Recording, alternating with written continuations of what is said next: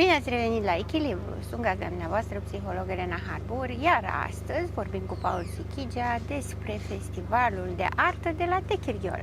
Bine ai revenit, Paul, în emisiune. Bună ziua, mulțumesc pentru invitație. Vorbim despre festivalul de artă de la Techirghiol de pe 30.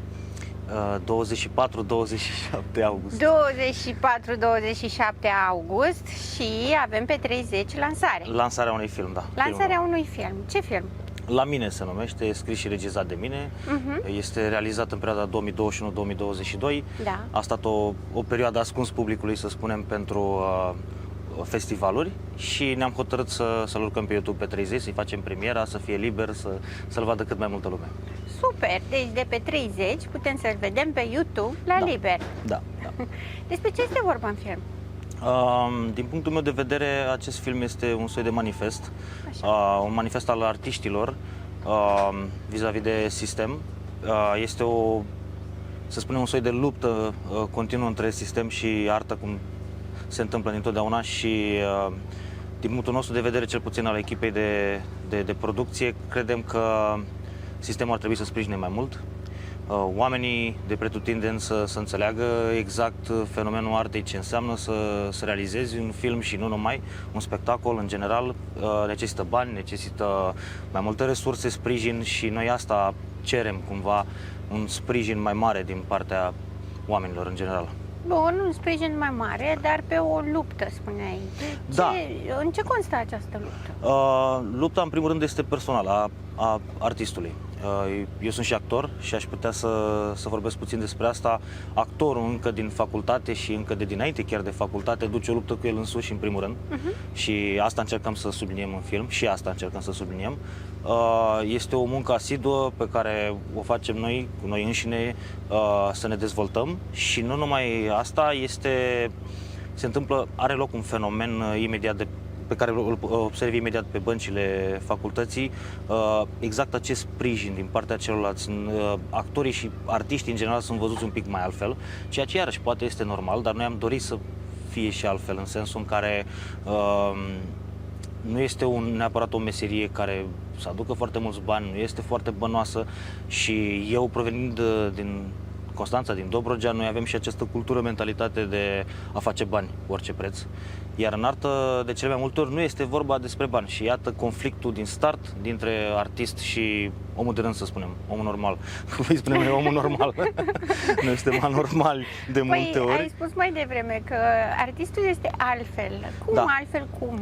De ce poartă el o luptă cu el încă din facultate? Pentru că, cum să spun, în chintesența meseriei artei, noi căutăm adevărul, suntem idealiști, vrem să prezentăm anumite situații într-un anumit fel, ideal de obicei, și automat din start începe acest conflict. Cum să faci asta? De ce? De ce e așa? Cum așa? Asta înseamnă normalul la voi?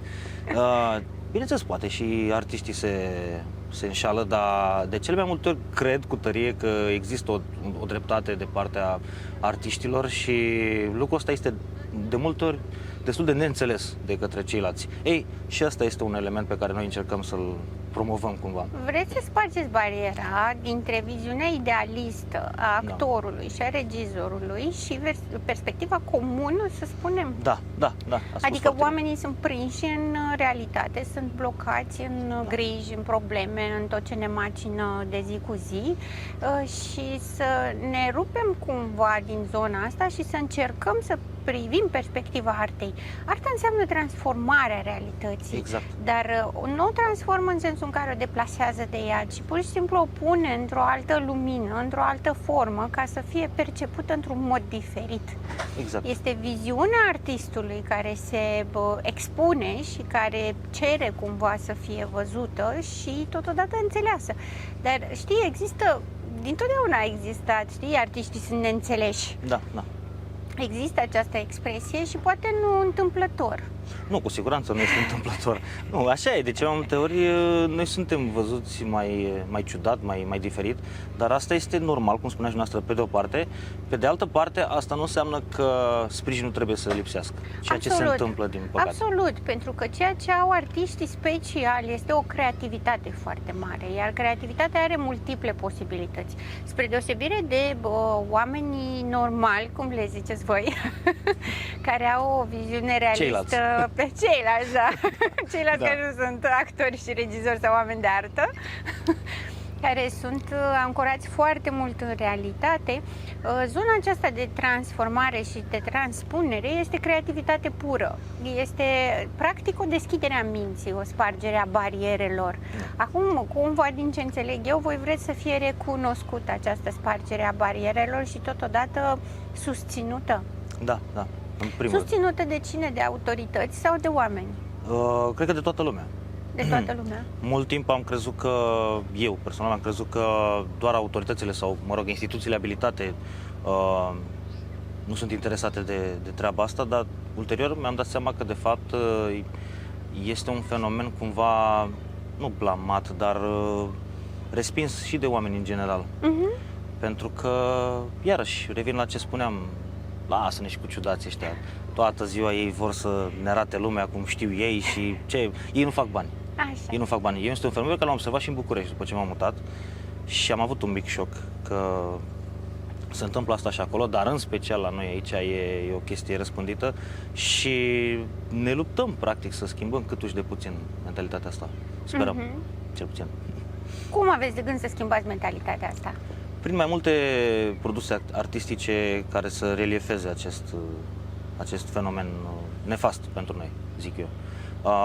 Am înțeles de la producătorul meu, Mike, producătorul filmului, că este și un trend acum, mai nou, imediat după pandemie, când s-au înmulțit frustrările normale pe perioada pandemiei, au apărut acum între timp niște spectacole, niște filme pe aceeași temă și pe mine mă bucură foarte mult. Noi nu știam la vremea respectivă, în 2021, eram în plină pandemie, era criza aceea, n-aveai voie să ieși afară, n-aveai voie să faci aproape nimic și este iarăși un fenomen care apare în film.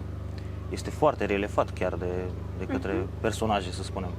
Pentru că ne-a oprit, adică odată nu avem susținere cât ne-am dori, pe de altă parte a venit și pandemia care ne-a încuiat efectiv în casă și a fost foarte rău pentru mulți dintre noi. Da, a fost foarte rău pentru toată lumea. Toată lumea, da. Acum pot imagina că un spirit liber cum este artistul a suferit mai mult pentru că n-a avut posibilitatea să se exprime și totodată să aibă feedback. Uite, și feedback-ul este o problemă importantă. Adică voi vă exprimați. Știi, multă lume o să spună, dar cine vă ține? Exprimați-vă dacă vreți. Ai spus mai devreme, e o profesie care nu neapărat nu implică bani sau nu aduce câștiguri. Bun, deci aveți bani. Puteți să vă manifestați cum vreți, nu vă ține nimeni. E ușor de spus. Exact, dar aveți nevoie și de fonduri și mai mult decât de fonduri aveți nevoie de public. Pentru că orice artă trebuie expusă și trebuie să primească un feedback. Exact. La voi sunt foarte importante feedback-urile venite pe critici. Da. Criticii de artă, criticii de film care vin și spun opinia și totodată vă stimulează pe voi să fiți mai buni, mai profesioniști în ceea ce faceți. Acum, feedback-ul vine cel mai mult din partea populației. Ceilalți. Da. Acești ceilalți pot fi atrași sau pot fi neutri. Da, așa e. Și cu feedback-ul putem vorbi foarte mult despre asta. Acum, odată cu accesul la atâtea căi de informare și așa mai departe, toată lumea a devenit un mic critic. Da. Ceea ce iarăși nu este rău din punctul meu de vedere, pentru că, după cum spunea și dumneavoastră, până la urmă, produsul, trecând peste capital, fonduri și așa mai departe, produsul nostru este pentru publicul general. Da. Nu neapărat pentru critici. Criticii tocmai. sunt profesioniști, e altă discuție. Și e foarte important pentru mine și nu numai să aud un om cu o părere sinceră, care îmi spune o părere sinceră. Pe de altă parte, există și această, nu știu, eu am observat-o, chiar o discutam și cu Mike și cu restul echipei, a apărut această critică gratuită, îi spun eu. Da. Orice ar fi, lovim un produs, orice ar fi... Răutăți. Da, niște răutăți cumva gratuite care nu cred că ar trebui să aibă loc, pentru că nu sunt sincere. În mod evident nu sunt sincere. E o atitudine cumva preluată sau crescută ulterior și nu mi se pare ok. Atenție. Da, exact. Este o cale de a se afirma ei la rândul lor, ceea ce poate iarăși nu e rău. Nu știu, poate nu sunt eu măsură să judec, dar cu siguranță pe noi ne afectează. Asta În vă ce pot fel spune. vă afectează? Ne provoacă dubii la un moment dat. Dubii? Da, sunt dubii. Uite, unii ar putea să spună că critica este constructivă. Faptul că vă provoacă dubii o să vă provoace să fiți mai buni. Da, bineînțeles că suntem într-o competiție automat cu noi înșine mereu. Așa e. Da. E adevărat că încercăm tot timpul să progresăm și datorită, să spunem, acestor critici negative, dar totuși una e critica gratuită, alta e critica reală. Și este un apanaj al oamenilor în general să-și dea cu părerea. Da. Și mai mult decât atât, au tendința să fie critici, pentru că așa au fost educați, să fie critici. Și au impresia că dacă spun un lucru bun, nu este suficient sau nu este constructiv și atunci există un fel de set mental prin care caută automat, când au un produs de orice fel, caută automat lucrurile negative, să vadă dacă produsul este bun sau nu este bun, în funcție de cât de multe critici negative găsesc. Da, exact. Pe de altă parte, eu mă bucur că ai făcut această precizare, pentru că, într-adevăr, a critica în permanență și orice, fără să-ți dai posibilitatea tu ca individ să oferi un feedback corect sau un feedback sincer, cum spuneai, adică, bun, sunt setat să caut critici, dar la un moment dat trebuie să mă întreb, până la urmă îmi place sau nu-mi place. Aveți dreptate, așa e. Că pot să găsesc așa nod în papură la orice. Corect. Dar ideea este dacă îmi place sau nu-mi place, dacă l-aș recomanda sau nu l-aș recomanda mai departe. Corect. De exemplu, noi data trecută când ne-am văzut a fost cu lansarea filmului Șoapte. Da. Și vreau să expun asta public, că a fost singurul film românesc care mi-a plăcut și m-am uitat la el cap-coadă.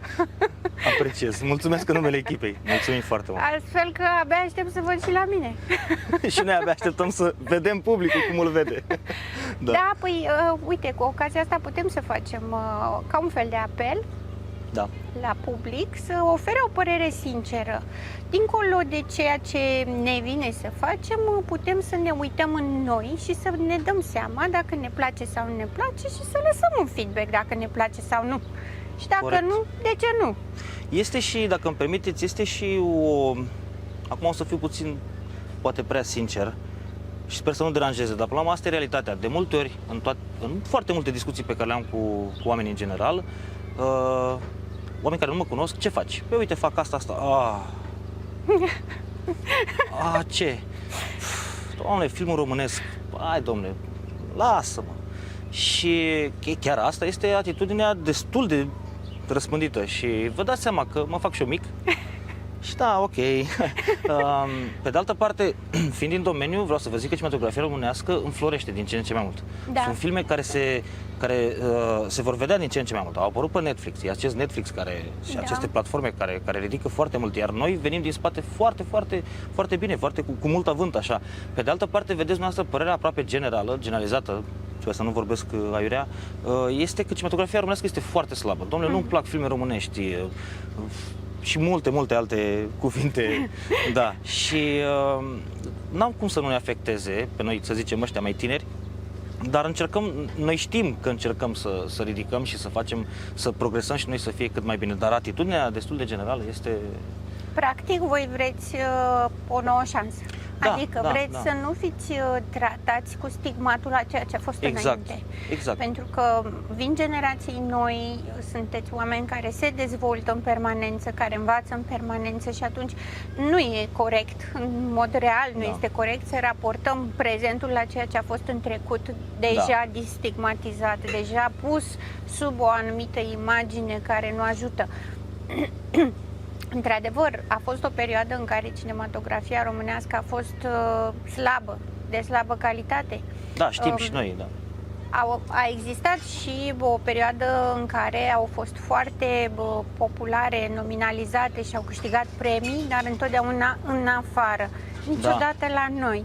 Și Am pățit și noi. Știu, pentru că pe filmul Șoapte ați primit premii, dar nu la noi în România. Am avut o selecție la Gopo, ceea ce un lucru cu care ne mândrim foarte, foarte mult că e ceva, dar în general 99%, ce să zic, în afară, da. Și se simte, e un pic... Se simte ca o apăsare pe inimă. De ce la noi nu se vrea? Că până la urmă nu se vrea. Dacă filmul este suficient de bun pentru alte competiții în alte părți ale lumii, la noi de ce nu este suficient de bun? Pentru că nu e ca și cum am avea o piață competitivă la noi în România și să spunem că nu s-a ridicat la standarde. Adică este efectiv o evidență a negării și a respingerii produselor românești. Da, în mare parte cred că așa e, da. Ce să zic, chiar nu am un răspuns, pentru că dacă aș ști, probabil că aș face poate altfel sau... E o mică enigmă. Poate ne răspund telespectatorii noștri și ne mai oferă idei sau feedback-uri vis-a-vis de propriile lor experiențe și vis-a-vis de propriile lor trăiri față de ceea ce înseamnă actualmente cinematografia românească la momentul prezent. Tot așa, vreau să aduc în discuție și festivalul, pentru că festivalul este în august, lansarea filmului este acum. Noi ne-am întâlnit pentru lansarea filmului, dar eu nu pot să ratez să anunțăm și festivalul, pentru că festivalul de artă a mai fost ținut și anul trecut la Techirghiol și a fost frumos. A fost foarte frumos, pentru că acoperă mai multe zone de artă, nu doar filmul și cinematografia. Cu siguranță, da. Avem teatru, avem produse handmade, un târg de produse handmade, o să vedeți sculpturi, știu eu, o să avem expunere de fotografii vechi, un lucru foarte drag nouă, pentru că oricum, festivalul de artă e în strânsă legătură cu istoria. Da. Noi așa spunem mereu. Da. Trebuie să ajutăm acest oraș să se dezvolte prin cultură și, în general, comunitatea de acolo excepțională să fie ajutată să se promoveze și să crească prin cultură. Voi aveți un teatru special. Da, e un fel de fringe, teatru de stradă, o să vedeți și anul ăsta ceva spectaculos. Mike e autorul, chiar el. O să fie frumos. Da, nu este un teatru obișnuit la care te pui în scaun și te uiți tocmai.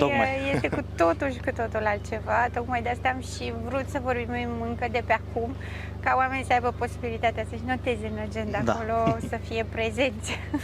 Îi așteptăm cu drag. Sper să ne ajute vremea.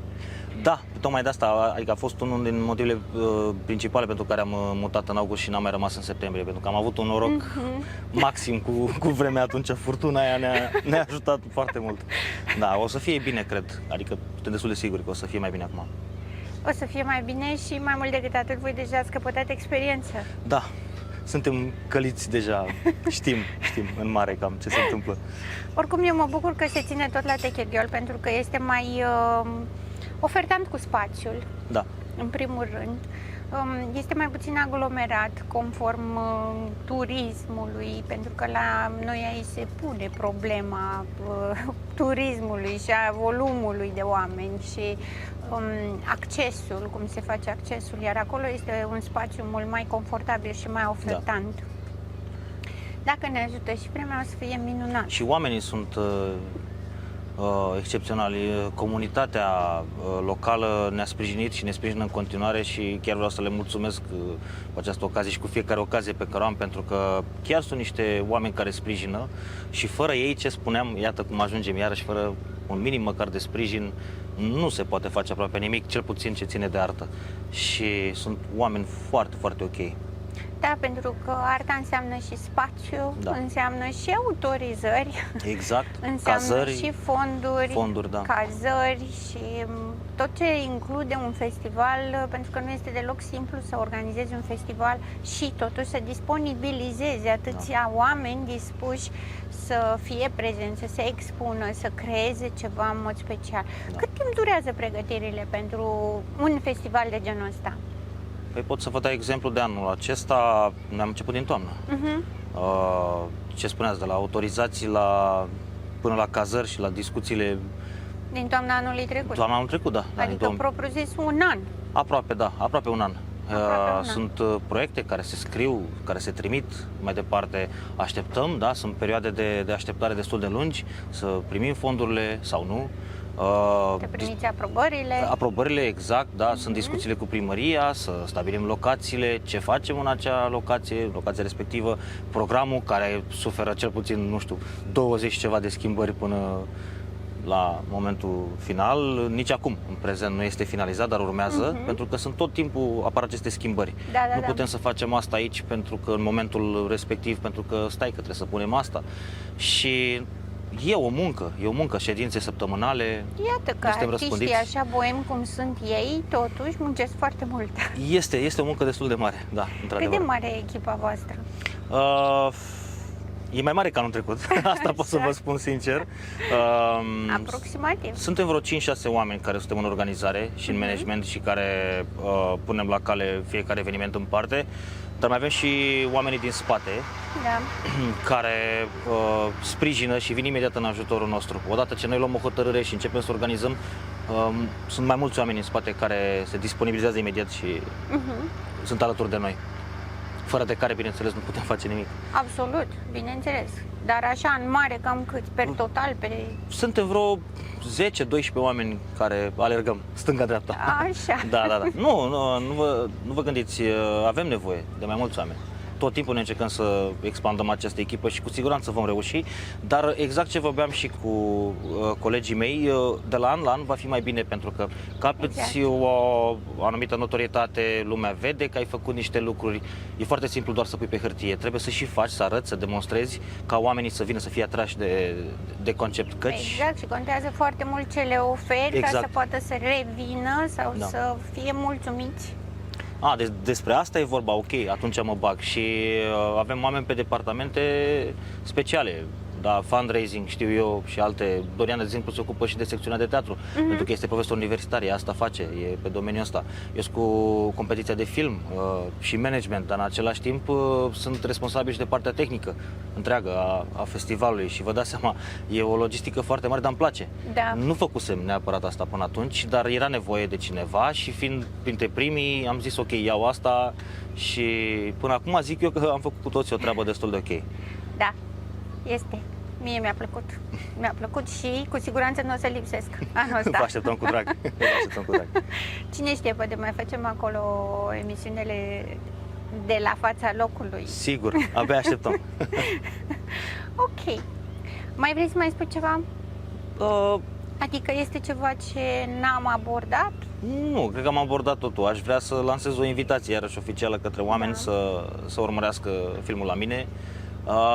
Cu siguranță cu ghilimele la mine, așa se numește filmul. Da, așa se numește filmul, da, filmul la mine, cu siguranță vor afla chestii noi, sunt niște inside-uri acolo, niște glumițe care se folosesc, pe care le-am scris special, că sunt folosite la noi în facultatea de actorie, să spunem, sau în artă în general, și vor gusta puțin câte puțin din niște inside-uri și cu siguranță sunt foarte simple și expuse simplu ca să fie înțelese și cred eu și sper cu tărie ca oamenii să înțeleagă mai mult, puțin din struggle-ul ăsta, cum spunem noi, din lupta asta pe care o ducem cu toții. Noi vrem să fie totul așa idealistic. Da. Chiar vreau să te întreb, că te ascultam vorbind și e instinctual, vreau să te întreb, este o perspectivă realistă sau e o perspectivă boemă idealistă? Este pus perspectiva artistului sau este realist cu ce se întâmplă în mod real? Este realist. Adică noi avem 3 personaje, sunt 3 actori, iar unul dintre ei reprezintă sistemul sau oamenii, ceilalți în afară de cei din artă. Iar celelalte 2 personaje reprezintă arta. Și o să vedem acolo un clinch. Ban versus artă, dacă se leagă una cu alta, și o să vedem scânteile cum sar. Am înțeles, sună foarte interesant. Abia aștept să-l văd. Abia aștept recenziile și ale noastre. Cu siguranță voi fi acolo să prezint o recenzie. Mulțumim, abia aștept cu emoții. Da. Eu sunt convinsă că o să-mi placă, având în vedere că și celălalt film 7 a fost tot așa o perspectivă realistă și exact ăsta este motivul pentru care mi-a plăcut. Chiar dacă mie îmi place arta și sunt un susținător al artei. Faptul că a fost ancorat în realitate și mai ales că era cu tangență pe domeniul meu și știam ce stă în spate, cu atât mai mult mi-a plăcut pentru că a fost realistic și a prezentat în mod concret realitatea, chiar dacă a fost sub viziunea cinematografică, care presupune o anumită transformare. Exact. Pe de altă parte, sinceră să fiu, nici nu cred că s-ar uita cineva dacă ar fi crud, realitatea crudă. Da, nu, așa nu. Noi mereu spunem, așa nu. E prea mult. E prea mult. Da. Și atunci cred că voi, cumva, ca artiști, faceți medierea între zona de realitate dură, care doare, și zona de perspectivă a visului, a dorințelor, a speranțelor. Exact. Pentru că sunt mulți oameni care vor să se uite la un film doar ca să vadă ceva boem și să iasă cumva din realitatea asta dureroasă. Exact. Însă voi, în mod special, echipa voastră, faceți balanța asta între realitate și boem. Zona asta de realistic pe mine una mă fascinează și îmi place foarte mult. Sunteți ca noi, sunteți lângă noi. Sunt și eu un mic om de artă acolo. În prezent chiar sunt într-o fază de documentare pentru un crime drama. Am luat legătura cu diferiți oameni din mai multe instituții din Constanța și încă nu am terminat procedura asta. Tot așa un crime drama, iar o să vedem ceva psihologic bazat pe un caz real, cum îmi place de regulă să fac. Și am luat legătura chiar și săptămâna trecută, ultima oară am fost în legătură cu criminaliști, o să iau legătura cu un psiholog și sper eu ca scenariul să prindă contur și fonduri după aceea, că urmează... Să mă anunți? Sigur. Să mă anunți, eu sunt primul telespectator. Da. Abia așteptăm să vedem. Deja am vorbit și cu restul oamenilor cu care am mai tot lucrat și sunt foarte interesați de idee. Ok, deci încă o dată intrăm în calvarul ăsta frumos. Perfect, ne băgăm. E o muncă foarte mare, pentru că și cu fondurile tot timpul e discutabil. Avem, n-avem, unde punem, unde... Și fondurile și partea voastră de ancorare în realitate, care necesită muncă. Da, este. Și perspective diferite, cum ai spus, și poliție, și psihologie, și perspectiva omului care poate trăi asta, care poate fi un personaj în personajul criminalului, care nu este ușor de descifrat. Da, și atunci e o muncă foarte mare în și spate. E nou și pentru români. Neonoarul sau, hai să spunem, crime drama nu prea există aici și încercăm cumva să străpungem, să dărâmăm aceste bariere și să venim și cu viziunea asta vestică, cum îi spun eu. Un pic mai vestic. Hai să vedem ce se întâmplă și în partea cealaltă, ca să aducem aici. Pentru că, iată, cred eu, din punctul meu de vedere, poate așa putem să progresăm și să schimbăm și mentalitatea asta, că filmul românesc e cum e. Da. Ok, hai să luăm și alte mentalități și viziuni artistice, regizorale în cazul ăsta, de la Hollywood, din Germania, da? Expresionism. Avem multe chestii care nu se aprofundează foarte mult și nu se văd aici. Și e un off al meu personal.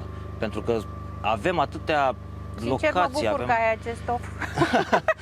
Pentru că este o creștere pentru cinematografia românească și pentru noi românii.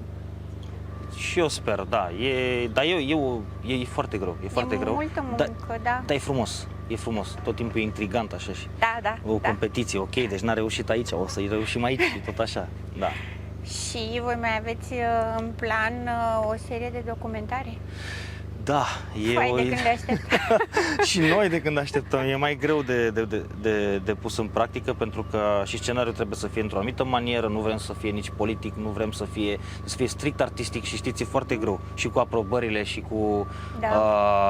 cred că vă referiți la cele din Dobrogea de aici, pe care le avem noi în minte. Avem niște locații aici superbe și monumente care, acum trebuie să o zic, sunt puțin lăsate uitării. Și trebuie cumva să ridicăm chestia asta, pentru că Dobrogea este excepțională. Din ce am auzit, istoric, social, așa, Dobrogea este zona cu cea mai mare diversitate etnică din lume. Sigur. Și de asemenea cu toate tipurile de relief. Exact, exact. Avem tot. Deci avem și munți, și Dunăre, și mare, și e păcat, din punctul meu de vedere. Venim de aici, ne-am trăit aici, am copilărit aici. Da, e păcat să nu fie cunoscută și promovată ca atare. Exact. Pe de altă parte, eu am menționat seria asta pentru că vreau să subliniez faptul că voi vă ocupați de asta, voi nu vă rezumați la un film cum a fost Șoapte sau cum o să fie la mine, nu vă rezumați doar la un festival, Da.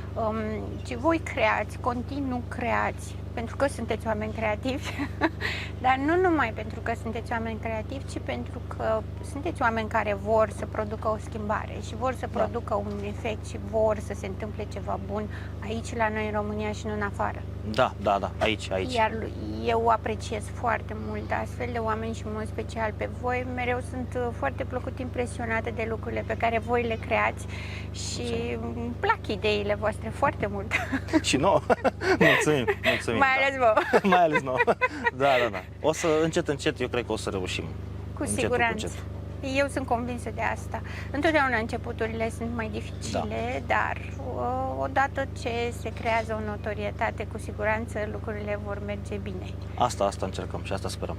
Și eu vă susțin cu tot ce pot. Mulțumim foarte mult. Mulțumesc și eu că ai fost astăzi în emisiune. Vă mulțumesc pentru oportunitate. Cu drag.